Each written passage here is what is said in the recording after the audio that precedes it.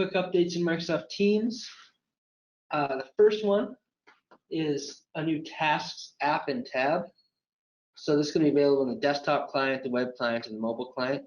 There's a couple of flavors of it. There's an app flavor, which is again that left-hand navigation in Teams, and that gives you access to your planner tasks and your personalized to-do tasks. So we're sort of merging these team and personal task lists together in this new Tasks app.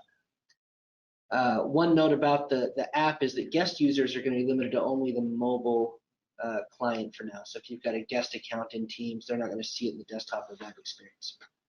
And then if you drill into a team and go to a channel, you can add the tasks tab across the top navigation in your channel.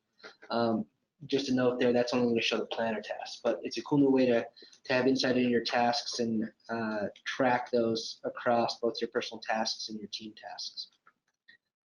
Next slide is Together mode. This new update on video conferencing capabilities within Teams. There's actually a lot of science behind this, and they've done a lot of studies that show this helps with like meeting fatigue, and especially right now where a lot of people are working from home because of coronavirus, they rolled this out to help as you're sitting on video conference all day, pay attention, have more effective meetings. It works really well if you're a bunch of single participants sitting in front of your camera, if you're a pacer, if you're walking around, if you want to present something, or if you're in a big conference with a bunch of people, it's not going to work as well.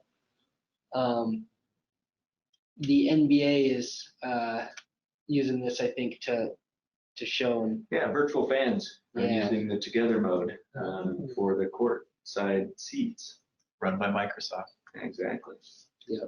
Sweet. So when I first saw it, I'll admit I thought it was a little gimmicky, but it actually I think does help if you're in the right type of meeting, if you're going to be not presenting like a PowerPoint or something, but if you're sitting there talking face to face, it helps see it. Everybody, the presenters can see the audience reactions better and things like that. So try it out.